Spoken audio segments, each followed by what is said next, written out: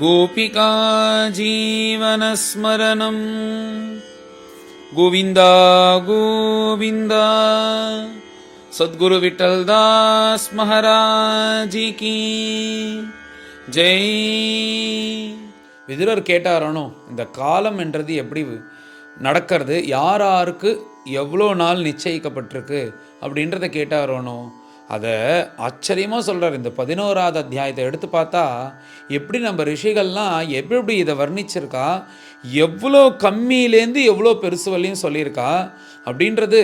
இதெல்லாம் இப்போ லௌகீகமாக நிறைய விஷயத்தை வச்சு கண்டுபிடிச்சா, இவைகளெல்லாம் பாகவதத்தில் 5000 வருஷம் முன்னாடி எழுதி வச்சிருக்காளே அப்படின்னு ஆச்சரியமாக. மேலே இந்த க்ஷணம், அந்த க்ஷணத்துக்கும் க்ஷணம்னா ஒரு செகண்டு, அதுக்கும் கீழே உள்ளதெல்லாம் சொல்லி அதுக்கு மேலே க்ஷணம், நாள், மாதம், வருஷம்னு கடைசியாக இந்த பரார்த்தத்வயம் பிரம்மாவோட ஆயுஷ் பரியந்தம் சொல்கிறாராம். இது என்னென்னா, கீழே ஆரம்பிக்கும் போது இதுக்கு பரமாணு அப்படின்னு பேர். அந்த காலத்துக்கு இந்த பரமாணுலேருந்து ஆரம்பித்து பரமமகான் அப்படின்னா அந்த பிரம்மதேவனுடைய பரார்த்தத்வயம், அந்த கால பரியந்தம் இதில் சொல்லக்கூடியது இந்த அத்தியாயத்தில் சொல்லிட்டு வரார். முதல்ல ஆரம்பிக்கும் போது பரமாணுன்ற, பரமாணுன்னா இங்கே அணுன்னா எல்லாருக்குமே தெரியும், இந்த ஆட்டம்னு சொல்கிறோம். இந்த விஷயத்தில் இவர் இந்த பரமாணுவை சைஸாக எடுத்துக்காம இவர் காலமாக எடுத்துன்னு விவரிச்சுன்னு வரார். இந்த மாதிரி நிறையா இந்த பரமாணுக்கள் சேர்ந்து தான் ஒரு அணுவாக மாறுகிறது அப்படின்னு சொல்கிறார். இவ்வாறு இந்த 3 பரமாணு உண்டாகிற காலம் சேர்ந்து த்ரஸ்ரேணு அப்படின்னு உண்டாருது. இந்த த்ரஸ்ரேணுன்னு சொல்கிறது எதுன்னா, இந்த நம்ம ஜன்னல் திறந்தோன்னா சூரிய கிரணத்தில் சில தூசி பறக்கும். அந்த தூசி உற்பத்தியாகி பறக்கிற சமயம் ரொம்ப ரொம்ப ரொம்ப ரொம்ப ரொம்ப கம்மியாக. அது எவ்வளோன்னா அதை தான் சொல்கிறார். அந்த உற்பத்தி ஆகிற சமயம் தான் அந்த ஒரு தூசி சின்னதாக உற்பத்தி ஆகிறதுக்கு த்ரஸ்ரேணு அப்படின்னு சொல்கிறார். த்ரஸ்ரேணு 3 த்ரஸ்ரேணு சேர்ந்தால் ஒரு த்ருட்டி. த்ருட்டி யுகாயத்தே தாம பஷ்யதாம்னு கோபிகைகள் சொல்லும்போது இந்த த்ருட்டி என்ற காலத்தை சொல்கிறா. த்ருட்டினா நம்ம ஏதோ ஒரு செகண்டுன்னு நினச்சிட்டு இருக்கோம். த்ருட்டிக்கும் செகண்டுக்கும் எவ்வளோ தூரம் இருக்குதுன்னு மேலே வர்ணிக்கிறேன். இப்போது உங்களுக்கு இப்படி போகிறது வழியாக மேலேருந்து சொல்லிட்டு வரேன். ஏன்னா இத்தினோண்டு சின்ன காலத்தில் நம்ம புரிய வைக்கிறது கஷ்டமாக இருக்கும். ஒரு செகண்டுன்றது ஒரு க்ஷணம். அந்த க்ஷணத்தை 3ஆக பிரித்தா அதுக்கு நிமேஷம்னு பேர். அந்த நிமேஷத்தை 3ஆக பிரித்தா அதுக்கு லவம் அப்படின்னு பேர். அந்த லவம்னு சொல்லக்கூடிய காலம் இருக்கே, அதை 3ஆக பிரித்தா அதுக்கு வேதஹா அப்படின்னு பேர். அந்த வேதத்தை அந்த காலம் இருக்கோன்னு அது டிவைடட் பை 100, அதை போட்டோம்னா அதுக்கு தான் த்ருட்டின்னு பேர்.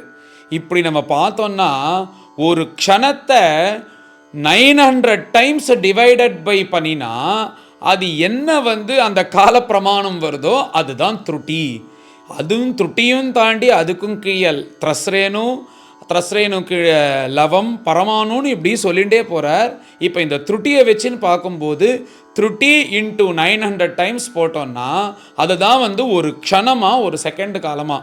அப்போ அதை பிரித்தா எவ்வளோ சின்ன காலம்ன்றது அதனால் நம்மளால் கற்பனை கூட பண்ணி பார்க்க முடியாத காலமாக அங்கேருந்து வர்ணிச்சுன்னு வரார் இந்த விஷயங்களை. இந்த ஒரு க்ஷணம் இன்ட்டு 5 போட்டால் 5 செகண்டு, இதுக்கு காஷ்டன்னு பேர்.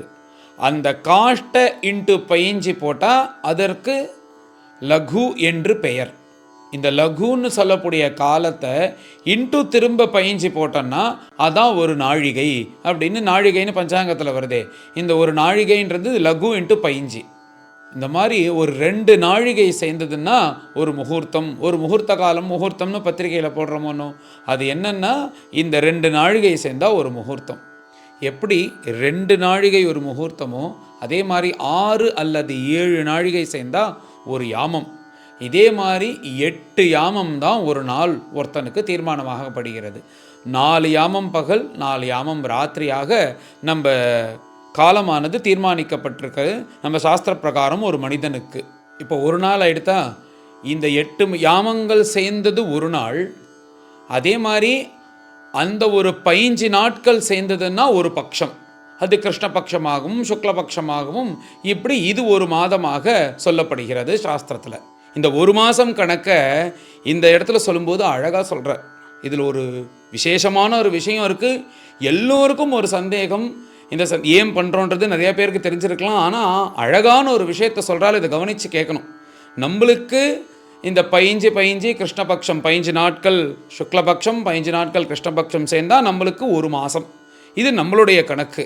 ஆனால் பித்திருக்கள் இருக்கிற பித்ருலோகத்தில் இந்த ஒரு மாதம் அவளுக்கு ஒரு மாதம் இல்லையா, ஒரு நாள் கணக்காம். அப்போது நாம் ஏன் அமாவாசை அன்றைக்கி தர்ப்பணம் கொடுக்கணும், அமாவாசை அன்றைக்கி தர்ப்பணம் பண்ணு, பித்திருக்கள் எள்ளுஞ்சலம் விடு, அவளை பட்னி போடாதன்னு பெரியோர்கள் சொன்னதுக்கு காரணம் தெரியறது. நம்ம ஒரு நாளைக்கு நமக்கு ஒரு தடவை சாப்பிட்டா வயிறு ரொம்பினா அதுவே போதுமானது தான். இப்போது அமாவாசை அன்னைக்கு நம்ம கொடுக்குற தர்ப்பணம் நம்மளை பொறுத்தவரையும் அமாவாசை ஒரு மாதத்துக்கு அப்புறம் தான் வருது. ஆனால் பித்திருக்களுக்கு 30 நாள் அவளுக்கு ஒரு நாளாக இருக்கிறதுனால நீ திருப்ப அடுத்த அமாவாசை உனக்கு வரும்போது அவளுக்கு அடுத்த நாள் ஆரம்பிக்கிறது. அதனால அடுத்த நாள் பசிக்கு அந்த நீ கொடுத்த அமாவாசை ஒரு நாள் தர்ப்பணத்தை அவர்கள் அன்னைக்கு 30 நாளைக்கும் அவளுக்கு ஆகாரம் போட்ட மாதிரி இருக்குது, அவள் சாப்பிட்டுடுறா. திரும்ப மறுநாள் ஆரம்பிக்கும் போது பசிக்கும்போது திருப்பி நம்ம அமாவாசை அன்னைக்கு தர்ப்பணம் பண்ணிடுறோம். இப்படி பார்த்தா எப்படி ஆச்சரியமாக தீர்க்க தரிசனமாக அவர்கள் இப்படி அமாவாசை அன்னைக்கு தர்ப்பணம் விடாத பண்ணு இதனில் எத்தனையோ தர்ப்பணங்கள்லாம் வச்சுருக்கா. அவைகள் எல்லாம் இருந்தாலும் இந்த அமாவாசை அன்னைக்கு தர்ப்பணம் பண்ணணுன்றது ரொம்ப ரொம்ப முக்கியம். அது என்னன்றது இந்த கால கிரமத்துக்கு பிரகாரம் இவர் சொல்லும்போது நம்மளுக்கு புரியுறது. எப்படின்னா பித்திருக்களுக்கு இந்த ஒரு மாதம்ன்றது ஒரு நாளாக. அதனால் அமாவாசை அன்னைக்கு நம்ம தர்ப்பணம் பண்ணிட்டோம்னா நமக்கு ஒரு மாதம், அவர்களுக்கு ஒரு நாள். அந்த நாள் முழுக்க அவள் பட்னி இல்லாமல் வயிறு ரொம்பி இருப்பாள். திரும்ப அடுத்த அமாவாசை நம்ம விடும்போது அந்த நாள் முழுக்க அவள் பட்னி இல்லாமல் இருப்பான்னு பெரியோர்கள்லாம் ரிஷிகள்லாம் எழுதி வச்சிருக்கா. என்ன ஆச்சரியமான விஷயம், எவ்வளோ ஒரு தீர்க்க தரிசனம். இப்படி பித்திருக்களுடைய கணக்கை சொன்னார். அதுக்கப்புறம் ஆச்சரியமாக தேவர்களுடைய கணக்கு சொல்கிறார். அது சொல்கிறதுக்கு முன்பே இப்போ நம்மளுக்கு கணக்கு சொல்லிட்டு வரும்போது இப்போது ஒரு மாதம் பர்யந்தம் சொன்னார். இப்போ 2 மாதம் சேர்ந்ததுன்னா அது ஒரு ருத்துவாக மாறிடுகிறது. இந்த மாதிரி 6 ருத்துக்கள் சேர்ந்தால் ஒரு சம்வத்சரமாக மாறிடுறது. இந்த சம்வத்சரமே உத்தராயணமாகவும் தட்சிணாயனமாகவும் பிரியறது அப்படின்னு சொல்கிறார். இப்போ இது நம்மளுக்கு சம்வத்சரம்னா ஒரு வருஷம் 12 மாதம் நம்ம கணக்கு. ஆனால் இது தேவர்கள் கணக்கில் எப்படின்னா இங்கே 12 மாதம் நம்மளுக்கு முடிகிறதுனா அவர்களுக்கு ஒரு நாளாக. இது எப்படின்னா இதுவும் இதில் ஒரு சூக்ஷ்மமான விஷயம் இருக்குது. இந்த உத்தராயண காலம்ன்றது தேவர்களுக்கு பகல், தட்சிணாயன காலம்ன்றது தேவர்களுக்கு ராத்திரி. அதை நம்ம பார்த்துட்டே வரும்போது மாசானாம் மார்கசீர்ஷோகம், மார்கழி மாதம். இந்த மார்கழி மாதத்தில் அவரவர்கள் பிராத்த காலத்தில் எழுந்துட்டு சிவ பூஜை பண்ணி காயத்ரி ஜபம் பண்ணினாலோ பாராயணம் பண்ணாலோ ஒரு காயத்ரிக்கு 1000 காயத்ரி பண்ணின பலன்னு பெரியவெல்லாம் சொல்லி இப்படி அதனால தான் மார்கழி மாதம் பஜனை, மார்கழி மாதம் சிவ பூஜை அப்படின்னு அந்த குளூரில் என்ன எழுந்துட்டு பிரார்த்தனையாக பண்ணணும்னு. ஆனாலும் அதில் எழுந்து பண்ணிட்டு இருந்தார். ஏன்னா இந்த மார்கசீர்ஷ மாதம்தான் தேவர்களுக்கு விடியற்காலை. எல்லா நல்ல காரியங்களும் விடியற்காலை தானே ஆரம்பிப்பா. அதே மாதிரி இந்த மார்கசீரிஷம் முடிஞ்சு அடுத்தது தை பிறக்கும்போது உத்தராயணம் பிறந்துடுறது, பகல் ஆரம்பிச்சிடுறது. அந்த 6 மாதம் முடிஞ்சு அவர்களுக்கு ராத்திரி வருது. அந்த மாதிரி நம்மளுக்கு ஒரு சம்வத்சரமானது தேவலோகத்தில் தேவர்களுக்கு ஒரு நாள் அப்படின்ற மாதிரி கணக்கு சொல்கிறார். இதை வச்சு பார்க்கும்போது பிரம்மமோக நிலையில் சரியாக சேர்றது. பின்னாடி பிரம்மமோக நிலையில் இங்கே இவர் தூக்கின்னு போயிட்டார் கண்ணுக்குட்டி எல்லாம். ஆனால் அவர் அங்கேருந்து திரும்பி பார்க்கறதுக்குள்ள இங்கே பார்த்தா நந்தகோகுலத்தில் ஒரு வருஷம் முடிஞ்சிருத்தான். என்னடா இது அப்படின்னு ஆச்சரியமாக ரொம்ப நாளாக தோணின்னு இருந்தது. இந்த கணக்கு எங்கேருந்து எப்படி சொல்கிறா அப்படின்னு தெரியாமல் நானே யோசிச்சுட்டு இருந்தேன் தசமஸ்கந்தம் பாராயணம் பண்ணும்போது. இப்போ இந்த கதை மூலியமாக விஸ்தாரமாக பாகவதம் பார்க்கும்போது அதனுடைய விடை கிடைச்சிருது. ஏன்னா நம்மளுக்கு ஒரு வருஷம் என்றது தேவர்களுக்கு ஒரு நாள், நம்மளுடைய ஒரு மாதம் என்றது பித்திருக்களுக்கு ஒரு நாள் அப்படின்ற மாதிரி மைத்ரேயர் விதிரேயர்கிட்ட ஆச்சரியமாக வர்ணிக்கிறார். இப்படி மனுஷர்களோட ஒரு சம்வத்சர கால பரியந்தம் தானே சொன்னார். அப்படி சொல்லிட்டு வரும்போது மேலே இது முழுக்க இதுக்கு சம்வத்சரம் அப்படின்னு பெயர் அப்படின்னு சொல்கிறார். சம்வத்சரம்னு இது ஏன் பெயருன்னா எல்லோருக்கும் கதியாக ஆதாரமாக இருந்து கொண்டு நமக்கு வழிகாட்டியாக இருந்து கொண்டு நமக்கு பிரகாசத்தை கொடுத்து கொண்டு நம்மளுக்கு வேணுங்கிற ஜீவனாதாரமாக இருக்கக்கூடிய அந்த சூரிய வெளிச்சத்தை கொடுத்துட்டுருக்கிற அந்த சூரிய பகவானை வச்சு தான் இதுக்கு சம்வத்சரம்னு பேர். அந்த சூரிய பகவான் ஒவ்வொரு மாதம் முடியும் போது ஒவ்வொரு ராசிக்குள்ளேயும் பிரவேசிக்கிறார். அதனால் 12 ராசிகள் முடித்து திரும்பவும் இந்த மேஷ ராசிக்குள்ளே வரும்போது அது ஒரு 12 சைக்கிள் முடிஞ்சதுன்னா அதுக்கு ஒரு சம்வத்சரம்னு பேர். இப்போ நம்ம மாசப்பருப்பு தர்ப்பத்தில் விருச்சிகா ரவி சங்கரமண சாத்தே, துலா ரவி சங்கரமண காலே அப்படின்ற மாதிரி சொல்லிட்டு வரோம் பார்த்தீங்களா. இப்படி ஒவ்வொரு ராசியிலையும் பிரவேசித்து இந்த 12 மாதம் 12 ராசி முடிஞ்ச உடனே திருப்பி மேஷத்துக்கு வரும்போது ஒரு சம்வத்சரம் ஆறுது. இந்த சம்வத்சரம் சூரிய பகவானால் நடக்கிறதுனால இதுக்கு பேரே சம்வத்சரம் அப்படின்னு வச்சுட்டா. இந்த ப்ரஹஸ்பதி இருக்காரோனோ அவர் சூரியனை சுத்துறதுக்கு 12 மாதம் எடுத்துக்கிறாராம்.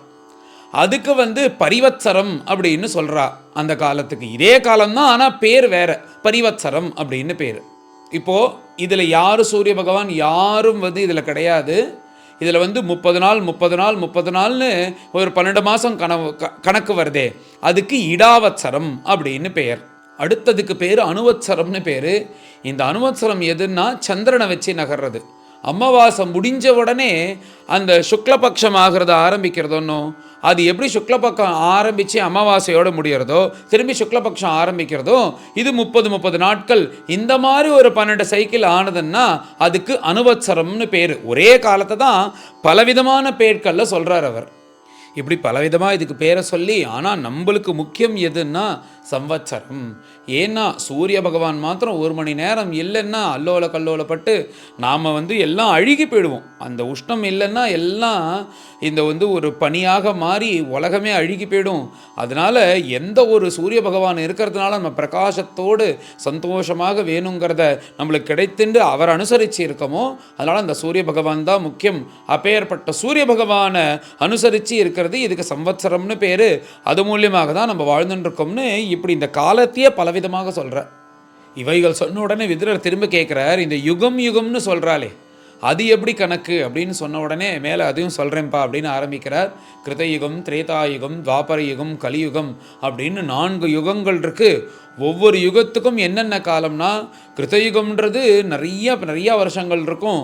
அதில் 4ல் ஒரு பங்கு திரேதாயுகம், அந்த நாளில் ஒரு பங்கு துவாபர யுகம், அந்த நாளில் ஒரு பங்கு கலியுகம் அப்படின்னு சொல்லிட்டு வரார். இப்படி வர்ணிச்சுட்டு இதுக்கு கணக்கு எப்படி சொல்கிறாருன்னா, மனுஷ வருஷத்தில் சொல்லாமல் தேவ வருஷத்தில் சொல்கிறார். என்னென்னா 12,000 தேவ வருஷம். இது 12,000 மனுஷ வருஷத்துக்கு பார்த்தா நம்மளுக்கு இது கணக்கு வராது. மனுஷ கணக்குக்கு பார்த்தா லட்சக்கணக்கில் போகும் வருஷம். அதுவும் பின்னாடி வருது, இந்த அத்தியாயத்தில் இல்லாமல் பின்னாடி வருது. ஆனால் இப்போ சொல்லும்போது தேவ வருஷத்தில் சொல்கிறார். 12,000 வருஷம் ஒரு சதுர்யுகம். அதில் 4,000 வருஷம் கிருதயுகம், அப்புறம் அதில் ஒரு 3,000 வருஷம் என்றது திரேதாயுகம், அப்புறம் அதில் 2,000 வருஷம்ன்றது துவாபர யுகம், அப்புறம் அதில் இன்னொரு 1000 வருஷம் கலியுகம் அப்படின்னு சொல்லிட்டு மொத்தம் 10,000 வருஷம். இதில் இன்னொரு 2,000 வருஷம் என்னென்னா அதுக்கு யுகசந்தி அப்படின்னு பேர். இங்கே யுகசந்தியில் மகாத்மாக்கள்லாம் விசேஷ தர்மத்தை அனுஷ்டானம் பண்ணுவார் அப்படின்னு இந்த யுக கணக்கை சொல்லி முடிக்கிறார். இவ்வாறு இந்த சதுர்யுகத்தை சொல்லிட்டு அதுக்கப்புறம் ஒரு பெரிய கணக்கு சொல்கிறார். என்னென்னா, இந்த மாதிரி 1000 சதுர்யுகம்ன்றது பிரம்மதேவனுடைய ஒரு நாள் அப்படின்னு சொல்கிறார். இதில் இந்த 1000 சதுர்யுகத்தை 14 மன்வந்தராக பிரிக்கிறார். ஒரு மன்வந்தரத்துக்கு 71 சதுர்யுகம். அப்படின்னா 7 மன்வந்தரம் பகல், 7 மன்வந்தரம் ராத்திரி அப்படின்றது போல வர்ணிக்கிறார். இப்போ நம்ம கிட்டத்தட்ட பகல் முடிய போகிறது அவருக்கு. வைவஸ்வத மன்வந்தரே அதீதே சப்தமேனு 7வது மன்வந்தரத்தில் இருக்கோம். நம்ம அதில் 28வது ரவுண்டில் இருக்கோம் அப்படின்னு தான் நித்தியப்படி சங்கல்பத்தில் சொல்கிறோம். சப்தமே வைவஸ்வத மன்வந்தரே அஷ்டாவிம்சதிதமே கலியுகே அப்படின்னு சொல்கிறோம். பார்த்தீங்களா, கலியுகத்தில் 28வது ரவுண்டில் 7வது மன்வந்தரத்தில் ஸ்வேதவராக கல்பம் அப்படின்னு சொல்லக்கூடிய இந்த ஒரு பிரம்மாவுக்கு ஒரு நாள் 1000 சதுர்யுகம் இருக்கே, இதுக்கு ஸ்வேதவராக கல்பம்னு பேர். அப்பேற்பட்ட இதில் இருக்கும்னு சொல்லி தான் நம்ம சங்கல்பம் பண்ணுறோம். அப்படி பிரம்மதேவனோட ஆயுஷோடு பார்க்கும்போது பிரம்மதேவனுக்கு இந்த மாதிரி 1000 சதுர்யுகம் ஒரு நாள், அதில் 500 சதுர்யுகம் பகல், 500 சதுர்யுகம் ராத்திரி அப்படின்னு சொல்லி முடிக்கிறார். இப்படி பிரம்மாக்கும் ராத்திரி தூங்கிடுவார். அவர் தூங்கும்போது என்ன ஆகும்னா ஒரு நைமித்திக பிரளயம் உண்டாகும். அந்த நைமித்திக பிரளயம் உண்டாகும் போது என்னன்னா, இந்த சந்திரன், சூரியன், தேவர்கள் எல்லோரும் அழிஞ்சிருவார்களாம். இப்போ பூஹு, புவஹா, சுவஹா, மகான்னு இந்த பூலோகத்துக்கு மேலே இருக்கிற 3 லோகமும் அழிஞ்சிரும். அப்புறம் பூலோகத்துக்கு கீழே இருக்கிற லோகமெல்லாம் அழிஞ்சிரும். இந்த மகர் லோகத்தில் இருக்கிற மகரிஷிகள்லாம் ஜனர்லோகத்துக்கு மேலே போய் அந்த பகவானை ஸ்தோத்திரம் பண்ணிட்டு அவர்கள் அங்கே இருந்துருவாலாம். ஆனால் இந்த சூரியன், சந்திரன், மற்ற நட்சத்திரங்கள், தேவர்கள் எல்லோரும் எப்போ இந்த 500 சதுர்யுகம் 7 மன்வந்தரம் முடியறதோ அப்போ இதெல்லாம் அழிஞ்சிரும் அப்படின்னு சொல்லிட்டு பாகவதத்தில் சொல்லப்படுறது. இப்போ இந்த பிரம்மாவோட ஆயுஷை பார்த்தோம். 1000 சதுர்யுகம்ன்றது பிரம்மாவோட ஒரு நாள். அப்போ அந்த ஒரு நாள் இன்ட்டு 365 இன்ட்டு 100 அவ்வளோ நாள் பிரம்மா ஜீவிப்பாராம். அதுக்கப்புறம் தான் மகாபிரளயம் உண்டாகும். இந்த பிரம்மாவனுடைய ஆயுஸ் அளவுக்கு மகாபிரளயம் இருக்கும், திரும்ப ஜெகத் சிருஷ்டி உண்டாகும். இது நடந்துட்டே இருக்கு அப்படின்னு சொல்லிட்டு வரார். அப்பேற்பட்ட பிரம்மாவுக்கு பரார்த்தத்வய ஜீவி அப்படின்னு பேர். அவருடைய ஆயுசே 50 பிரிச்சிருக்கு. இப்போ என்ன நடந்துட்டு இருக்குன்னா, மகாபிரளயம்க்கு அப்புறம் ஒரு பரார்த்தத்வயத்தில் முதல் பரார்த்தம் ஆயிடுத்து, பூர்வார்த்தம் ஆயிடுத்து. இப்போ அடுத்த பரார்த்தம் ஆரம்பித்து முதல் பாத்ம கல்பமாகிற ஒரு நாள் முடிஞ்சு இப்போ ரெண்டாவதாக இருக்கக்கூடிய ஸ்வேதவராக கல்பத்தில் நம்ம வாழ்ந்துட்டுருக்கோம்னு இதெல்லாம் நினச்சி பார்த்தாலே எப்படி சொல்ல முடியறது? மகாத்மாக்கள் தபஸுனால தியானத்தினால தான் இதெல்லாம் சொல்ல முடியும் போல் அப்படி பாகவதத்தில் அருமையாக வர்ணிக்கப்பட்டிருக்கு. இப்படி அலாதியாக பிரம்மதேவன் ஆயுஷை வர்ணித்து மேலே பகவானை குறித்து சொல்கிறாராம். இப்படி ஒரு ஜெகத் சிருஷ்டியை பண்ணி பிரம்மதேவரை சிருஷ்டி பண்ணி அவ்யக்தம் மகத் அகங்காரம், பஞ்சபூதங்கள், பஞ்ச தன்மாத்திரைகள், பஞ்ச கர்மேந்திரியங்கள், பஞ்ச ஞானேந்திரியங்கள், மனசு, அவரே அதிஷ்டாத்தாவாக இருந்து இந்த உலகத்தை படைச்சின்னு இருக்காரே, அப்பேற்பட்ட பிரபுவுக்கு நமஸ்காரம் அப்படின்னு சொல்கிறார். இத்தனையும் சொல்லிட்டு எப்படி அந்த காலத்தை வர்ணித்தார். ஒரு பரமாணுன்னு சொல்லிட்டு அதுலேருந்து ஆரம்பித்து பரம மகான் அப்படின்னக்கூடிய பிரம்மதேவன் காலம் பர்யந்தம் இப்படி விஸ்தாரமாக சொன்னார். இந்த பரமாணுன்னா அதுக்கு மேலே, அந்த பரமாணு மேலே இருக்கிற அந்த மூணுன்னு சேர்த்தா அந்த ஒரு க்ஷணத்தை கிட்டத்தட்ட ஒரு 3000 தடவை ஒரு க்ஷணத்தை நம்ம சின்னது பண்ணினா அது எவ்வளோ சின்னதோ அதுலேருந்து ஆரம்பித்து இந்த காலத்தை வர்ணித்து கடைசியாக பரார்த்தத்வய ஜீவியாக இருக்கக்கூடிய அந்த பிரம்மதேவன் பர்யந்தம் இந்த 11வது அத்தியாயத்தில் சொன்னது அழகு. எத்தனை காடமான விஷயம், தீர்க்கமான விஷயம். இதெல்லாம் உங்களுக்கு பிரவச்சனம் பண்ணணும் சொல்லணுன்ற அந்த வியாஜத்தில் நானும் அவ்வளோ அர்த்தம் பார்த்து தெரிஞ்சின்றது அவ்வளோ சந்தோஷமாக இருக்குது. இந்த பாகவத பாராயணம் நான் முதல்ல சொன்னேன்னு இது பண்ண நம்மளுக்கு நிறையா விஷயங்களுடைய சந்தேகம்லாம் தீரும். எனக்கே நிறையா தீர்ந்துருக்குன்னு சொன்னேன். அது ஓரளவுக்கு பார்த்து பண்ணும்போதே அப்படி இருந்தது. இப்போ எல்லாருக்கும் சொல்லும்போது இன்னும் தீர்க்கமாக பார்க்கணும் போல் இருக்குது. அப்படி பார்த்து சொல்லும்போது இன்னும் கூட இது என்ன சமுத்திரமிவ ரத்னாட்யம்னு, சமுத்திரத்தில் இவ்வளோதான் ரத்னம் இருக்குன்னு யாராவது சொல்ல முடியுமா, நான் எல்லாத்தையும் எடுத்துட்டேன்னு. அந்த மாதிரி ஒவ்வொன்றையும் படிக்கும்போது அப்படி ஆச்சரியமான விஷயங்கள் வருது. ஆச்சரியம் இல்லை, நம்ம மனசுக்குள்ளே இருக்கிற சந்தேகங்கள்லாம் அதை தானாகவே நிவர்த்தியாருது. அதான் பாகவதத்தினுடைய மகிமை. அப்படி ஒரு அத்தியாயம் இந்த 11வது அத்தியாயம். கொஞ்சம் பெருசாக தான் இதை விளக்கியிருக்கேன். மேலே எல்லோரும் கலந்து இந்த 11வது அத்தியாயத்தை பாராயணம் பண்ணுவோம். அச்ச ஏகாதசோऽध्यायः மைத்ரேய உவாச சரமः சத்விசேஷானாம் அநேகோ அசம்யுதः சதா பரமாணுः சவிஜ்ஞேயோ நృணாமைக்யப்ரமோ யதः சதயேவ பதார்த்தஸ்ய ஸ்வரூபாவஸ்திதஸ்ய யத் கைவல்யம் பரமமஹான் அவிசேஷோ நிரந்தரः ஏவம் காலோபி அனுமிதः சௌக்ஷ்ம்யே ஸ்தௌல்யே ச சத்தமா சம்ஸ்தானபுக்த்யா பகவான் அவ்யக்தோ வியக்தபுக் விபுः சகாலः பரமாணுர்வை யோ புங்க்தே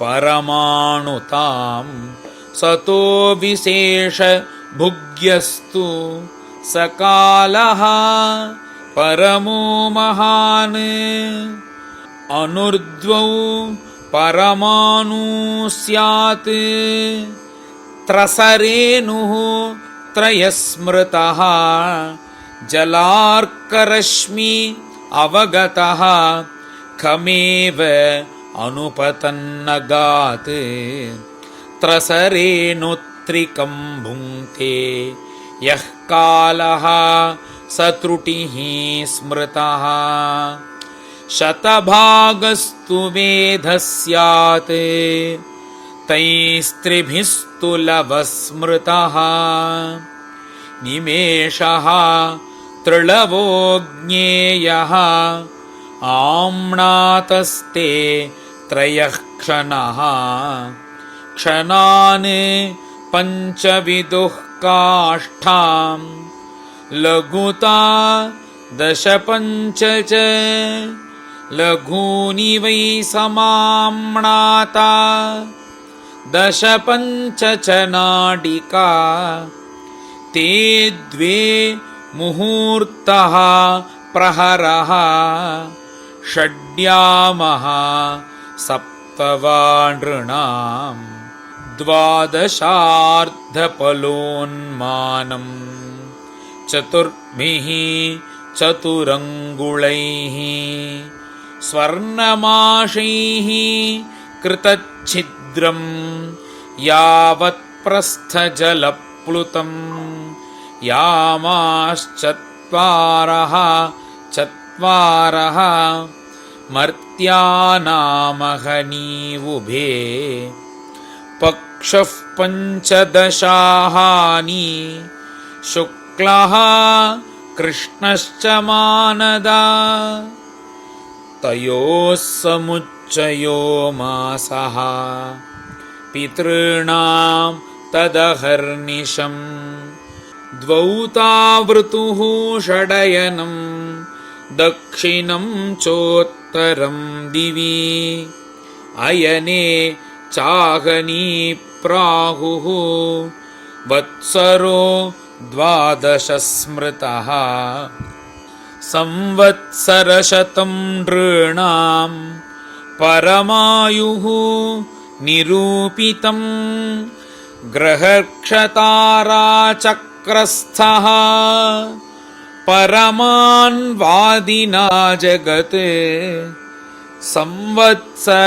संवत्सरावसानेन पर्येति अनिमिषो विभुः संवत्सरः परिवत्सरः इडावत्सर एव च अनुवत्सरो वत्सरश्च विदुरैवं प्रभाष्यते यस्सृज्य शक्तिमुरुधा उच्छ्वसयन् स्वशक्त्या पुंसो भ्रमाय विविधावति भूतभेदः कालाख्यया गुणमयं क्रतुभिर्वितन्वन् तस्मै बलिं हरत वत्सर पञ्चकाय विदुरौवाच पितृदेव मनुष्याणाम् आयुः परमिदं स्मृतं परेषां गतिमाचक्ष्व ये स्युः कल्पात् बहिर्विदः भगवान् वेदकालस्य गतिं भगवतो ननु विश्वं विचक्षते धीराः योगराद्धेन चक्षुषा मैत्रेय उवाच कृतं त्रेता द्वापरं च कलिश्चेति चतुर्युगम् दिव्यैर्द्वादशभिर्वर्षैः सावधानं निरूपितं चत्वारि त्रीणि द्वे चैकं कृतादिषु यथाक्रमं संख्यातानि सहस्राणि द्विगुणानि शतानि च सन्ध्याशयोरन्तरेण यः कालः शतसंख्ययोः तमेवाहुः युगं तज्ञाः यत्र धर्मो विधीयते धर्मः चतुष्पान्मनुजान्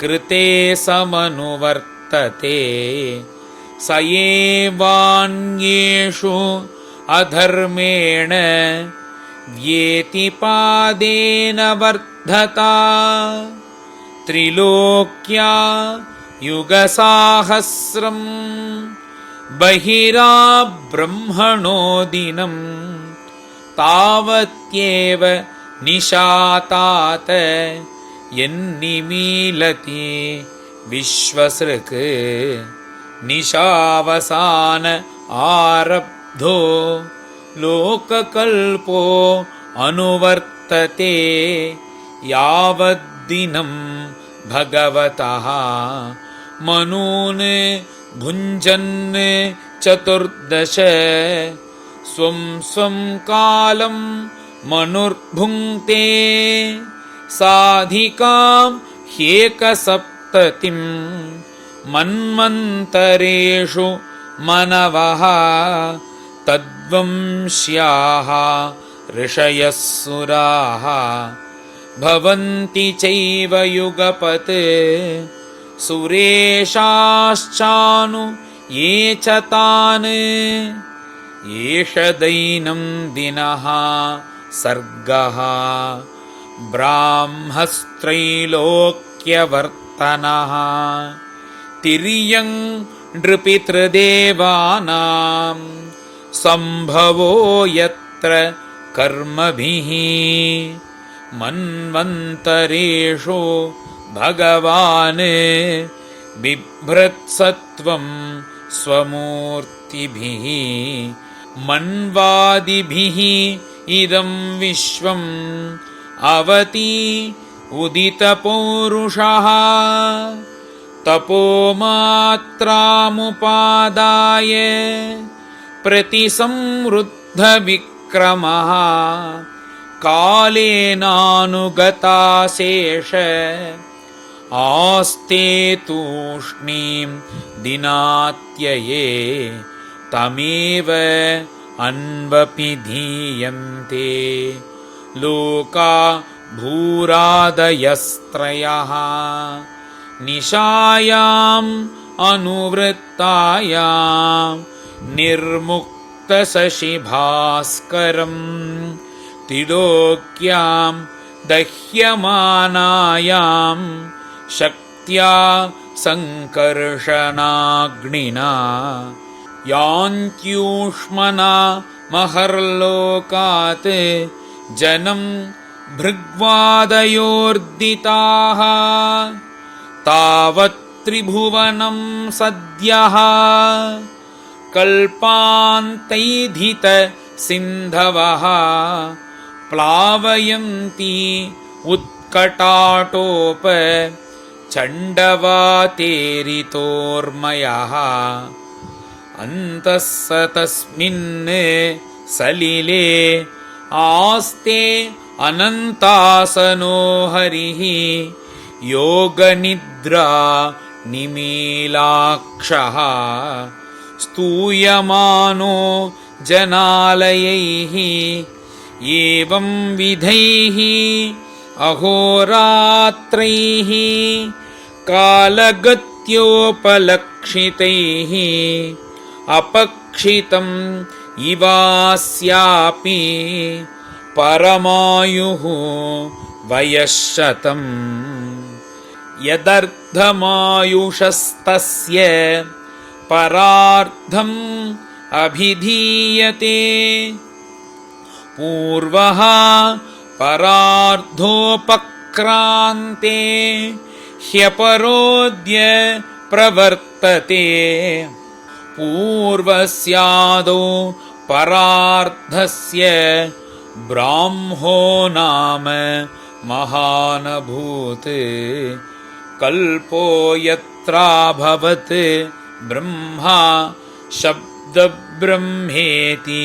यं विदुः तस्यैव चान्ते कल्पोऽभूत् यं पाद्मम् अभिचक्षते यद्धरेः नाभिसरसः आसील्लोकसरोरुहम् अयं तु कथितः कल्पः द्वितीयस्यापि भारत वाराह इति विख्यातो यत्रासीत् सूकरो हरिः कालोऽयं विपरार्धाख्यः निमेष उपचर्यते अव्याकृतस्य अनन्तस्य अनादेः जगदात्मनः कालोऽयं परमाण्वादिः विपरार्धान्त ईश्वरः नैवेशितुं प्रभुर्भूम्नः ईश्वरो धाममानिनां विकारीः सहितो युक्तैः विशेषादिभिः आवृतः आण्डकोशो बहिरयं 50 कोटिविस्तृतः दशोत्तराधिकैः